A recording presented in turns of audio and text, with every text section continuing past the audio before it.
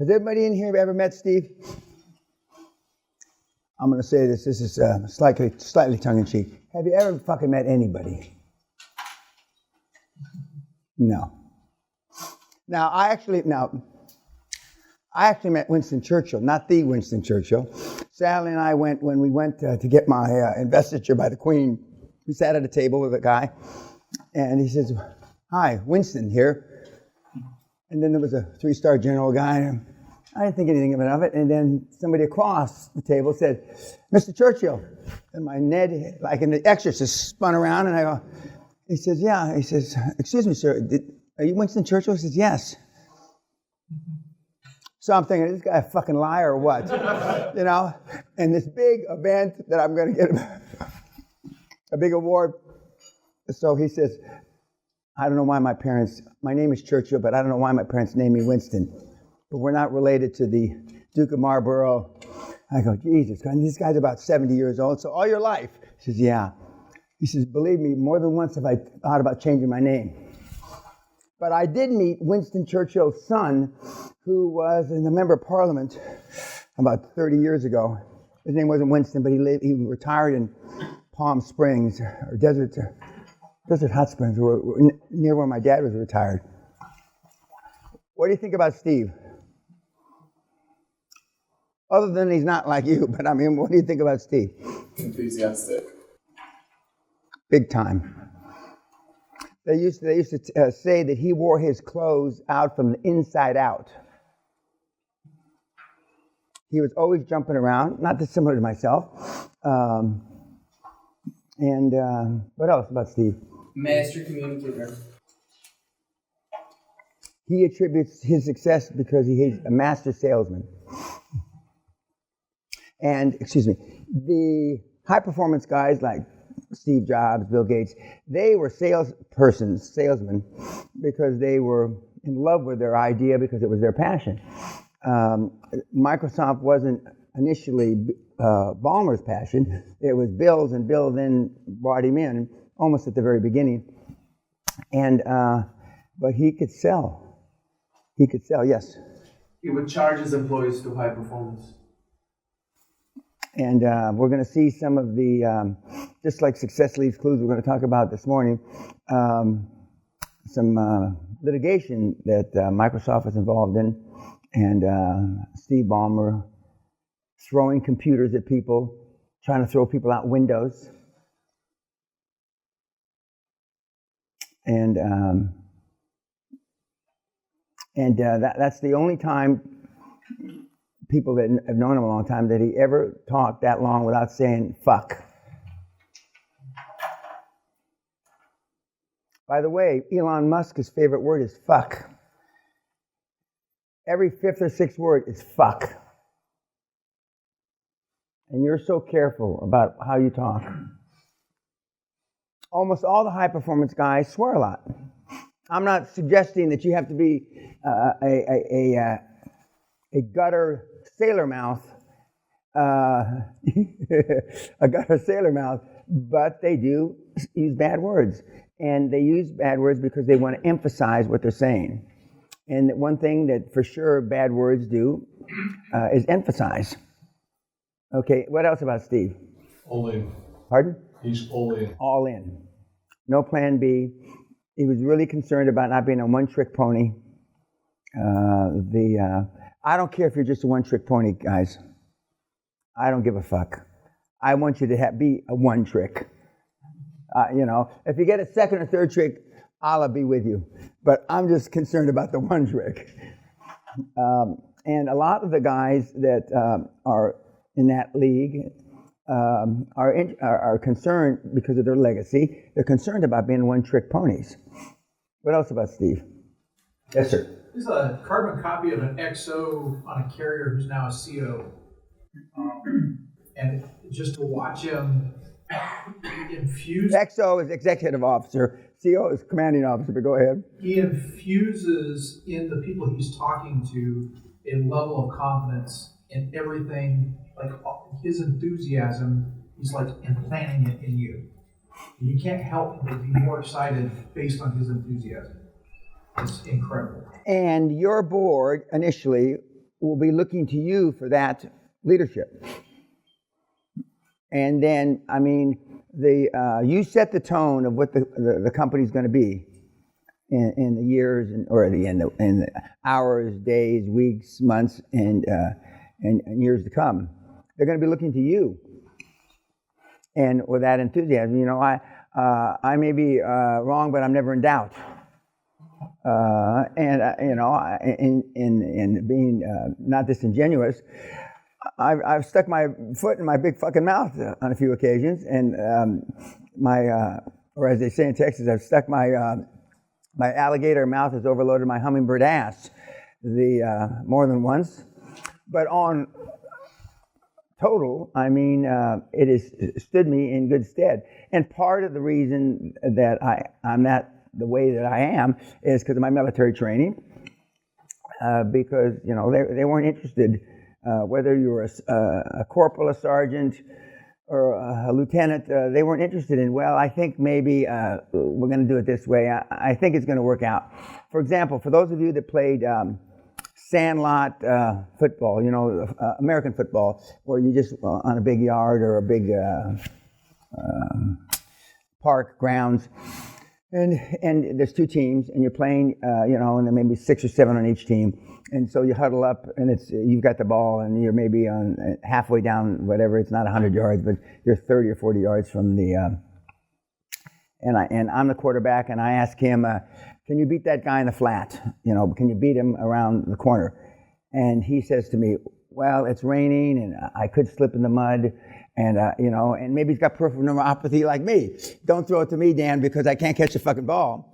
And then the other guy says, hey, I can beat that fucker in the flat. Throw it to me. Who are you going to throw it to? You know, and that's what your team is going to be looking to you. And Steve's got extraordinary leadership skills, and notwithstanding he's made a ton of money with his Microsoft stock, he's got extraordinary leadership skills, and he did not demand. He would not accept second place. He set the bar high. He made people accountable. But he is at the alpha male end. Surely, you don't have to think about whether he's an alpha male. But there's only 1 or 2%. Yes, sir. Doubts don't exist with the guy. Only creativity to deal with issues that crop up. Yep. Yeah, I may be wrong, but I'm never in doubt. And just like when you saw the Steve Jobs movie, when they were doing the first, they put the product out the first time and it didn't work. Or when he wanted a shirt, a blue shirt with a pocket, and there were no blue shirts with a pocket, I think, if I remember correctly. He wasn't interested to hear that there were no fucking blue shirts with no pockets. Just get a blue shirt with a pocket. And I've been around a lot of high-powered guys in the Onassis group. When Mr. Grasso said something, I mean, he wasn't interested that, well, they're out of season, or they're not going to be here till tomorrow, or whatever. He just wanted it to get done. He would not accept no for an answer, and he wouldn't accept anything but success. But now you've seen different high-performance leaders. Tonight, you're going to see a completely different one that is more your personality. But most of the guys are introverts. Most of the guys are insecure. It's hard to accept that Bill Gates and Buffett are insecure introverts, but they are. I mean, if you look at Warren Buffett, the way he used to talk 20, 25 years ago to the public at a Berkshire Hathaway shareholders meeting, which are online, and you look how he did at the last Berkshire Hathaway meeting, it's two different guys. Of course, he's done it 25 years now. Just as, I don't want you to take, maybe I shouldn't have brought up that analogy. I don't want you to take 25 fucking years to figure this shit out. I mean, you know, I'm going to still be alive, but I may not be coaching 25 years.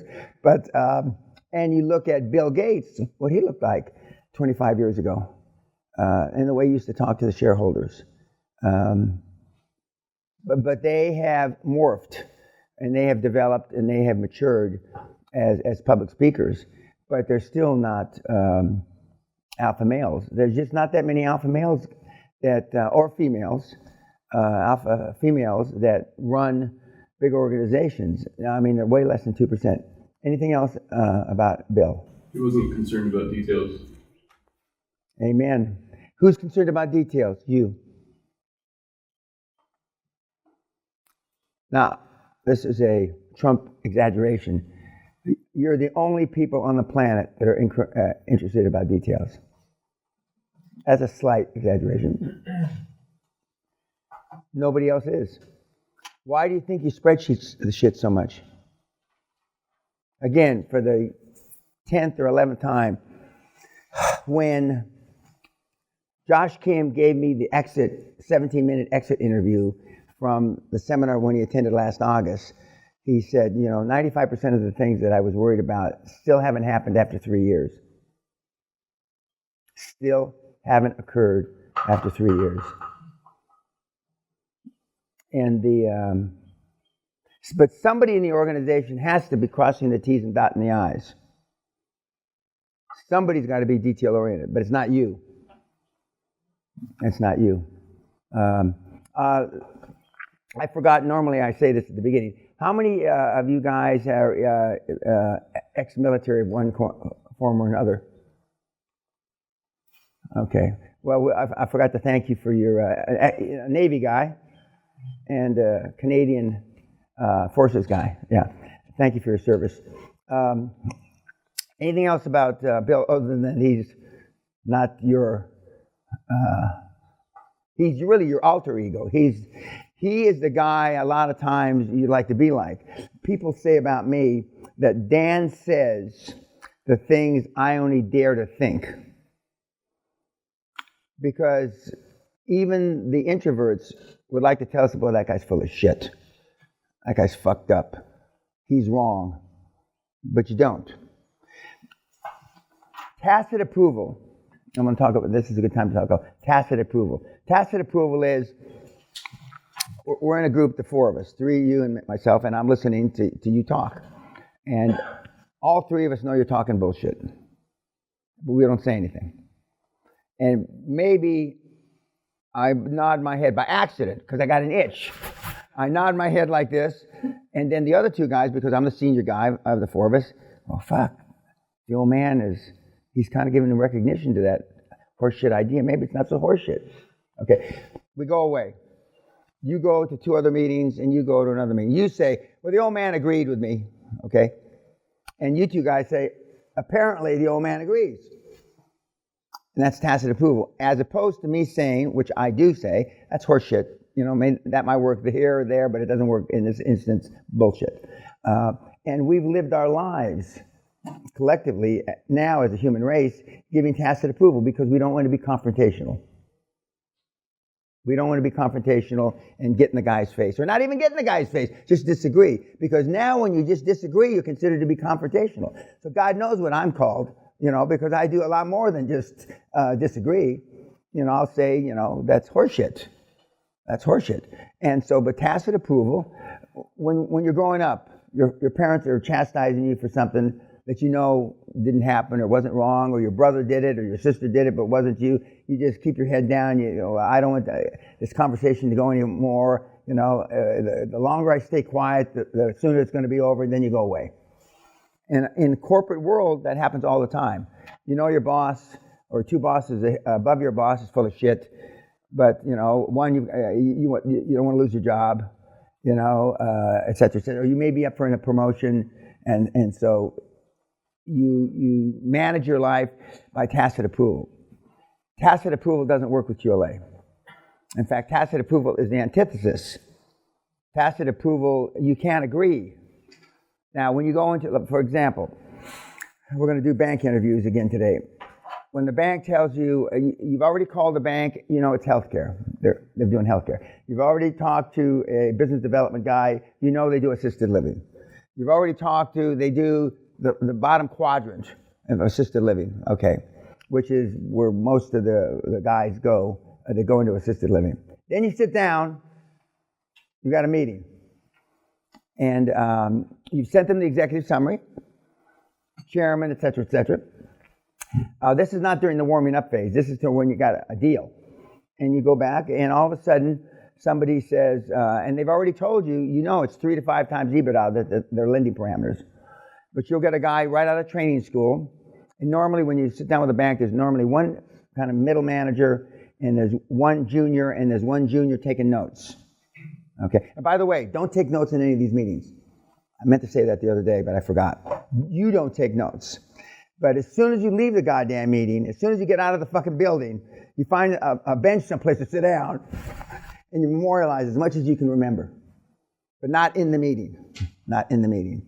Now, but anyway, somebody's taking notes. So then, even though you've got all this information, the middle manager that's meeting with you tells you that we want 40% equity, loan to value, which is just the opposite of what you were told, because the parameters that you were given were 3 to 5 times cash flow.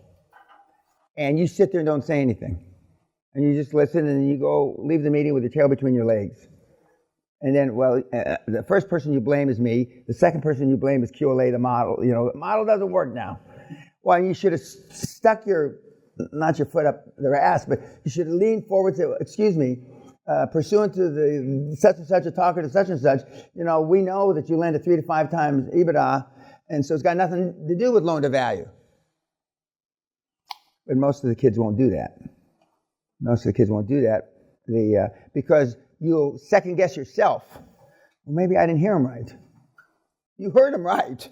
Because before you go to these meetings, you will review your notes from when you talk to these jerks generically jerks, they're not jerks, but you talk to these guys and gals on the phone, so you'll know what the fuck they told you. And so otherwise you're going to have a lot of wasted meetings because and you have to bring them back to square one. And so far your training has not been to take the lawyers back to what we're really talking about. Bring the accountants back. Bring the bankers back to square one, because it's your agenda. It's not their agenda. Remember, they're in a service business. And remember, our board has taken the decision to review all our professional relationships, including banking. Remember, we currently have a deposit relationship. Sometimes we deposit money and sometimes we get service. And that alone will bring them back, and this is all on templates, this will bring them back to, it's your square one you're bringing them back to. We're not interested in their square one. It's your agenda, not their agenda. And remember, in the UK, there's about 500 banks, and other places in the world, there's even more. Anything else about Steve? He is a dynamo, though. For real. He was really low-key there. Really low-key, because I think he might have mentioned, I know that this was going to be on YouTube or forever, ever. When I was at Oxford, I only said fuck twice. And that's pretty low-key for me. I don't think I said cunt or vagina. In fact, I'm positive I didn't. And I called one girl cutie pie or something. And which I realized as soon as I said it, I turned to the moderator, who is a mentee of mine, and I said, I'm not supposed to say this. Well, you already said it, Mr. Peña, so let's just move on. Yeah. What was the other thing you saw last night? Educational system? Yeah, it's fucked up. Other than it's fucked up, any takeaways on the educational system? It's killing our best people. I'm trying to fix it. Yeah. Now, even the Save the World tree huggers, fine, you go try and save it. We're not going to try and save it. Okay, bye-bye, YouTube.